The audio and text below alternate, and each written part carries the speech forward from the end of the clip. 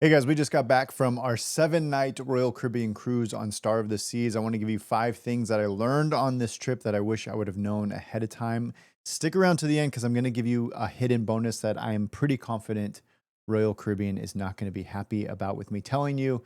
So I'll give you that little secret. Plus, I'm going to give you one bonus here at the end. Let's dive in. All right, first let's talk about food. One of my favorite reasons that I love cruises is because the endless free options of food. There's nothing that I hate more when I'm traveling with my kids. I have 4 kids. Than when I pay a lot of money for them to eat and they take one bite and then 2 hours later they tell me they're hungry. If you watch this channel, even though I don't have a ton of videos up yet, you've already heard me talk about food and how painful it is to pay hundreds, sometimes dollars on food when your kids do not eat. So, anyway, I love cruises because they provide lots of food options. Our favorite choice is going to the dining room. Our kids just like it, it feels fancy. I know a lot of people like the ease and the option of Windjammer so that it's just a buffet. You can pick whatever you want. I personally do not like Windjammer. Here's the thing that is important to know, which I wish I would have known before I went.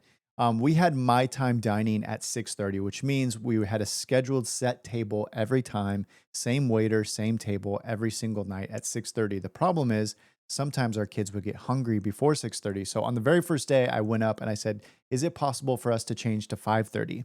Every section of the main dining room has a head waiter, and that head waiter will take very good care of you. And so he just said, "Listen, come find me whenever you want to eat, whether it's 5:30 or 6:30, and I will make sure you have a table in my section. Oftentimes you'll even have the same waiter, but you'll definitely be in my section." And so you don't have to stress about the time that you're supposed to eat. That's really what I'm trying to say. Even if you have my time dining, they still can be flexible. Number two, let's talk about the pools. There are lots of pool options on Royal Caribbean Star of the Seas. I will say, I've done smaller ships. This was my first time being on one of Royal's huge ships. And the main pool, which is really one of the few places that your kids can swim, is pretty chaotic and even felt small for how big of a ship it is. And I hate to talk negatively. We had a wonderful vacation, everything was awesome. But I was a little bit surprised at how busy the pool was comparative to the size of the ship. And quite literally, 2 different times, I almost saw 2 different sets of women get in a fist fight over trying to save seats. You cannot save seats.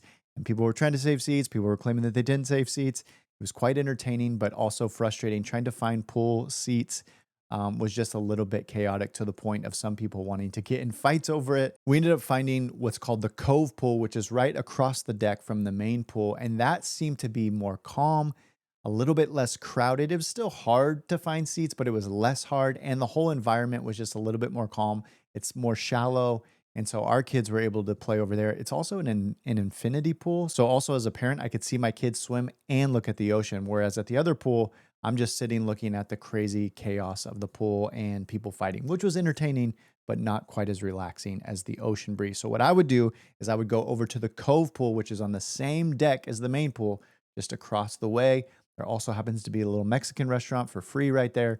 So you can grab quesadillas and tacos and burritos very easily as you're enjoying yourself at the pool. And the free ice cream is just right around the corner as well. So you're kind of in a little sweet spot when it comes to pools. Number three, want to talk about Coco Cay or Coco Key or however you're supposed to say it. It's Royal's private island, which most likely, if you're on Star of the Seas, you will be making a stop at. The island is huge. Our waiter told us go to South Beach, which is a little bit of walk. Probably took us 10 to 12 minutes to get over to South Beach. It's very clearly marked if you just follow the signs. But I think it is a sweet spot, especially if you're looking to spend no money. They had plenty of chairs. The beach was very calm and clear. There's food very easily accessible. Bathrooms, water stations, volleyball, games, life jackets for free, towels, everything you need right at South Beach. That would be my go-to spot if you're wanting to have a full day of fun without having to spend any money, a little bit less crowded and calm, and just the perfect way to enjoy your afternoon. Again, it's a little bit of a walk there. There is a tram I think you can take, but it's not too bad. Okay, number four are these little trackers that you can get on the ship. As soon as you board, as soon as you have access to get on, my recommendation would be to go straight up to the piano bar. When you board the ship, go to your right, up a staircase, and they will be selling these wristbands. You can see here, these ones are for the kids. These are actual trackers, very much like an Apple tracker, but way more accurate. These things can tell you exactly where your kids are at all time. In full transparency, my 7-year-old daughter did get lost at one point. It was a very scary thing for her, but it was way shorter and much less of a big deal than it could have been. had she not had this on.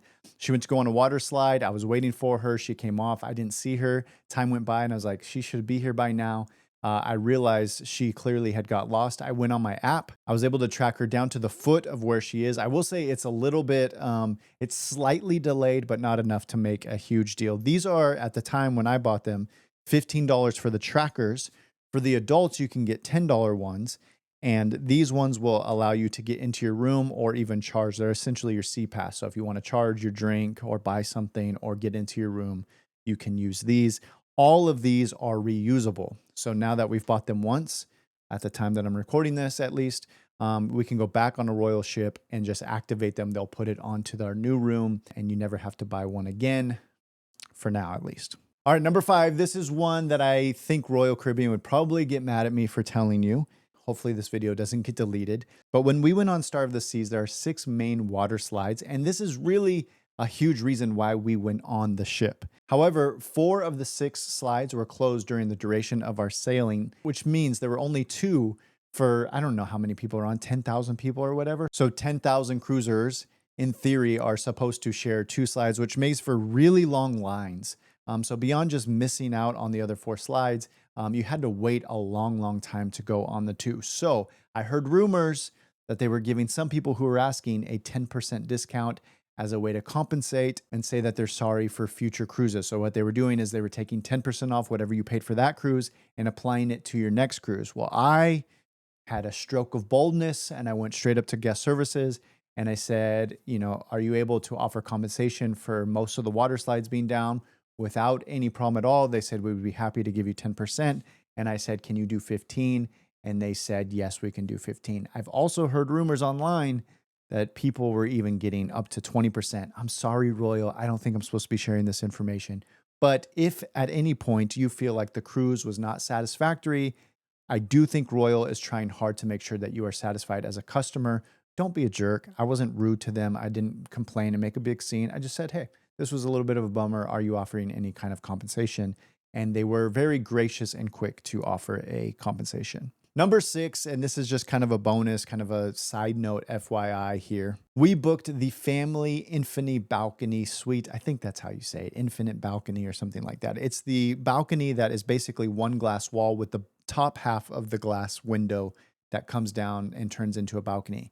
This was amazing because it just felt like an extension of the room. It did not feel like a separate part of the room. Essentially, you could open the curtains and move into the balcony, but if the window was closed, it just became extra space. So as a family of 6, staying in a very tight space, this made the room feel so much more big. We would even keep the window cracked at night and listen to the waves. It was amazing. I would most definitely highly recommend the Infinity Balcony Suite or whatever it's called, the one where the window comes down. All right. I'd love to hear any of your guys' recommendations. We already booked our next cruise. We're big fans of Royal and big fans of cruising. What things did I miss? What pieces of advice do you have for me that I can take with me on my next cruise? Thanks so much for watching. Be sure to stick around. We're headed to Hawaii in 2 weeks, and hopefully we'll have a video up for you on that.